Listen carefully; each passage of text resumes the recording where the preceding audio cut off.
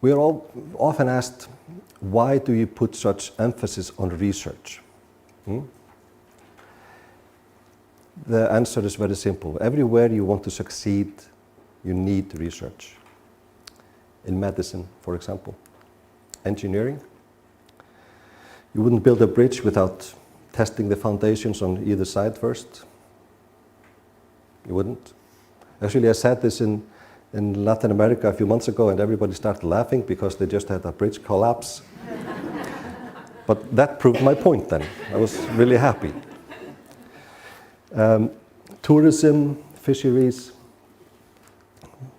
You wouldn't put a new pill on the market without testing it first. You don't put it out there and see, see what happens. See if it dies or not. Then why shouldn't we continue and use research when it comes to the most important thing of all, our children? Why should we then start having feelings or think that some things are like they are and work from there? It's kind of surreal to think about it. We have to have evidence in this work. Evidence-based prevention.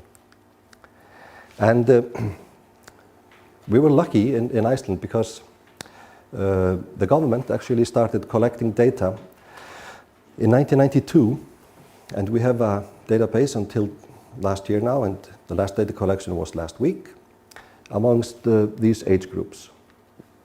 And the data is collected in schools. All schools in the country participate, around 140 or 50, and we have a response rate of around 86%. And the questionnaires, they are not asking only about drinking and smoking, because that wouldn't tell us anything except that. They're asking about everything of importance in the children's lives. They take about 50, 60 minutes to fill out in the classroom. But after that, we know everything that is happening in the lives of children in each and every community of the country. Now, how do we use this information? Deliberately, we divide our work up into two parts. Every time we collect data, like last week, we were collecting data in all the schools. We divide it in scientific and practical. The scientific part, there we can go into depth of the data, analyze it to the bottom, take a year or 2 or 3 to publish a paper. And we've published more than 100 peer-reviewed papers on youth issues from this data over the past 10, 12 years. So science always forms the platform. We would never suggest anything to a municipality without having absolute proof that we were right. The other part, the practical part, we do the data collection, like last week. In about 8 weeks, all the municipalities that we're working with, which are almost all of the municipalities in our country, they will have exact information about the situation in their community. And where I come from, in the city of Reykjavik, they will also have regional reports for each district, and they will also have school reports for each school. So everybody who is working in the field of prevention, working with children, they know immediately the situation, how it is, and know if they want to change something. 2 pictures I want to show you.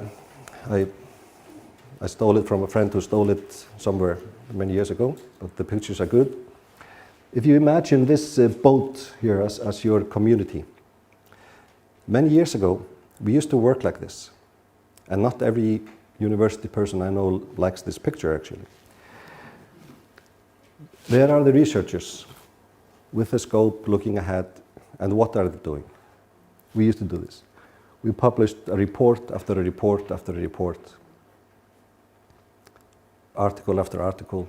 And what did we do when we had published an article? We started the next article, obviously.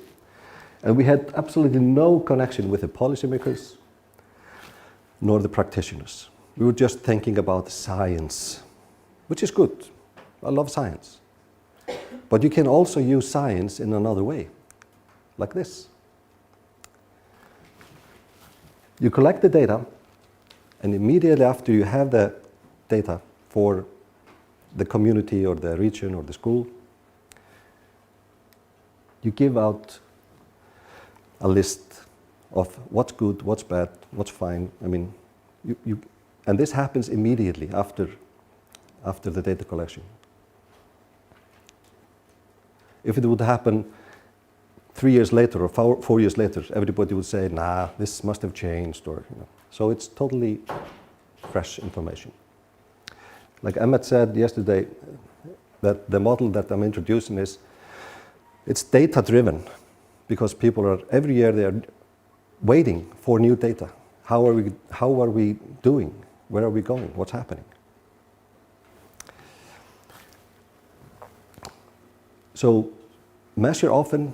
We measure at least biannually, sometimes every year, because things happen very fast in the lives of children. If you measure the living environment of adolescents every 5 years, let's say, you don't really know what's happening in between.